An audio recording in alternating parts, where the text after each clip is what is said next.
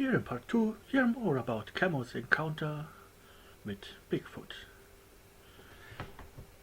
It was a few days after Cammo's encounter with Bigfoot. He was sitting in his favorite bar, drinking a beer with his friends and telling them the story.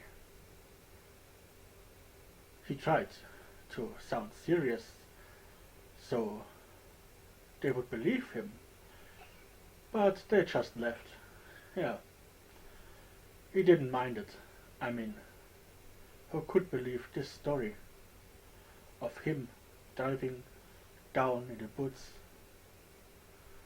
seeing Bigfoot, getting scared and running away, which is the part he didn't tell, and then the even more unbelievable part, Bigfoot stealing his seeds. Huh. Yeah, it at least made for a good laugh with his friends, but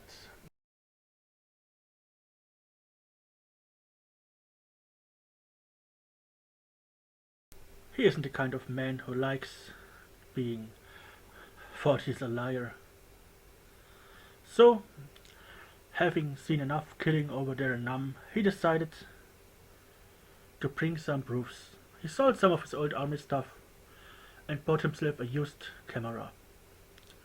And so, he stocked up on supplies and headed out back into the woods, hunting down the creature to bring proof to his friends and somehow also to himself. And he really enjoyed being back out there in nature. The smell of the trees, the chirping of the birds, the grass under his feet. It was all so peaceful. All the worries seemed so far away. And while he was hiking down the trail, he totally forgot the reason he came here for. He didn't think about what he had seen. He just enjoyed being out there. And so after a while he decided to make a little break. He walked down to a small creek, hanging his feet into the water, eating some of his supplied meat, and smoking a bit of his weed. And while he was laying there, with his feet in the water, his mind up in the clouds, suddenly he smelled something terrible. He stood up and looked around, but there was nothing. But something felt off, and after a while he realized that there was not a single sound except of the water. No birds, no nothing. Total silence, just the sound of the wind in the trees and the water. So he grabbed his rifle, jumped back in his boots, and started looking around. The smell was now very strong, but after a while it got weaker and weaker, till he could barely smell it anymore. And then it was gone. But he kept looking around, and after a while he saw it. A large footprint in the riverbank. A strange footprint, just as the ones described in all those documentaries and newspaper articles about Bigfoot. So he immediately grabbed his camera. He decided to put his lighter next to the print to have something for scale, and he took a few pictures, hoping that they would turn out good. Then he decided to look for the direction in which the footsteps are heading. He grabbed his backpack and started to hike down the riverbank. After hiking for a while, he realized that it was starting to get dark, and so he started to look around for a suitable campsite. And soon he found a nice place. He laid his backpack down on the ground and started to gather some firewood, his rifle still over his shoulder, just in case. And when it was just about to getting dark, he had a nice little fire going, his tent was already set up, and even some eggs and bacon were sizzling in the pan. And after eating, the fire was starting to go down. He crawled into his tent and fell asleep. Then suddenly he awoke. A loud scream out of the nearby forest made him rise up. Immediately he grabbed his rifle, unzipped the tent and jumped out into the dark. The beam of his flashlight was cutting through the fog like a knife, but he couldn't make anything out. And so he stood there, his rifle in the hand, aiming while the flashlight was used to illuminate the line of it. So,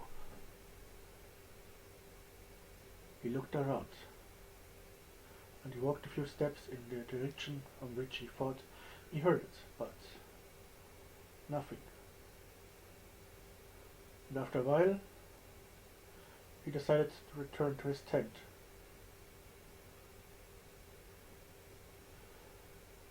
But this night he wouldn't sleep anymore.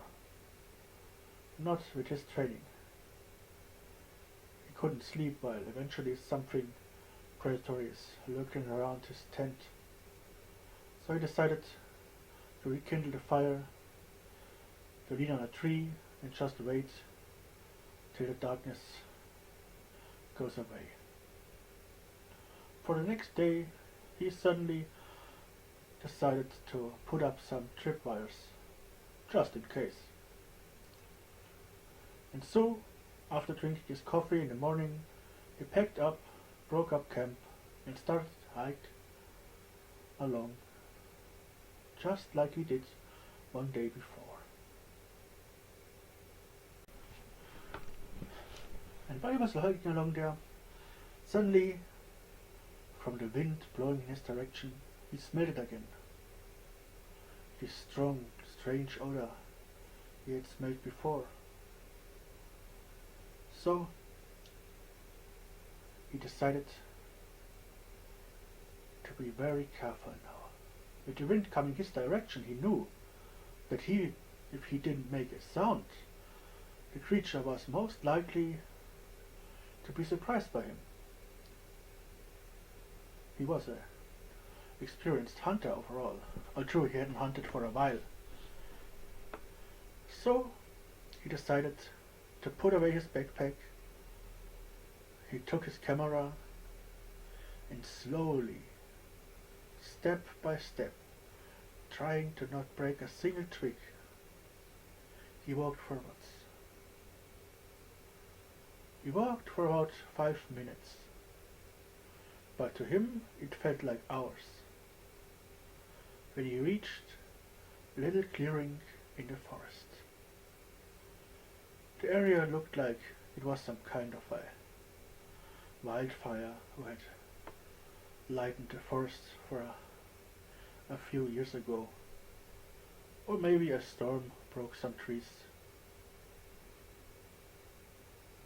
When he reached the corner of this clearing, looking out into the open, he suddenly saw it.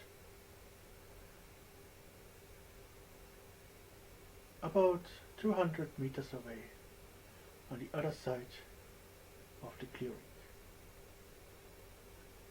picking some berries from the ground. A large, hairy creature. The same creature he had seen before. The same creature that nobody believed him he had seen. And here it was, right in front of his camera.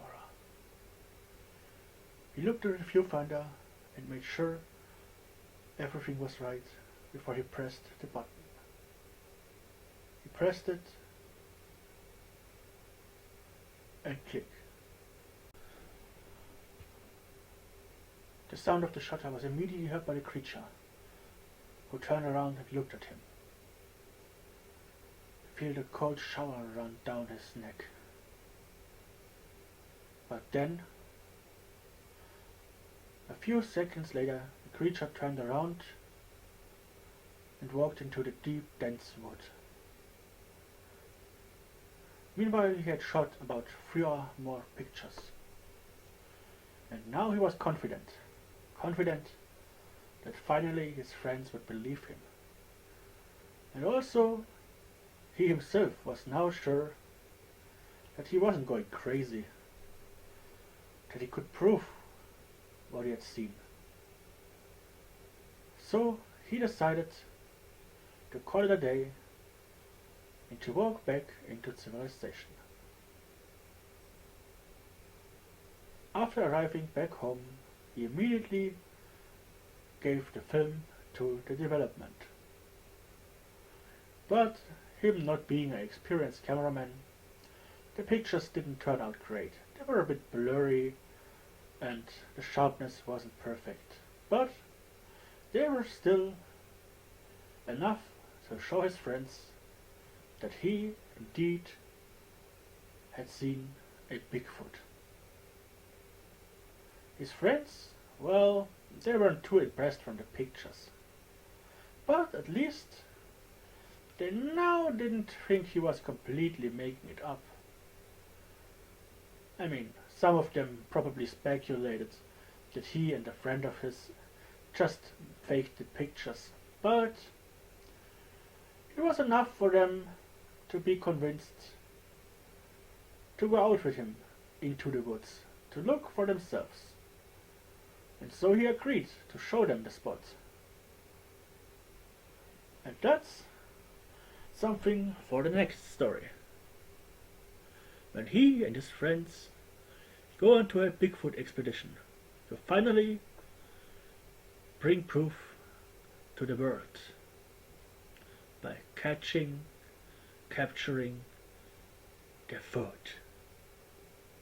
So, I hope you've enjoyed this story. If you want to hear the rest, well, it's here on my channel. So, I hope you have enjoyed it. And don't forget, he is out there. And he hasn't washed his feet in a long time. Yeah, that's where the smell comes from.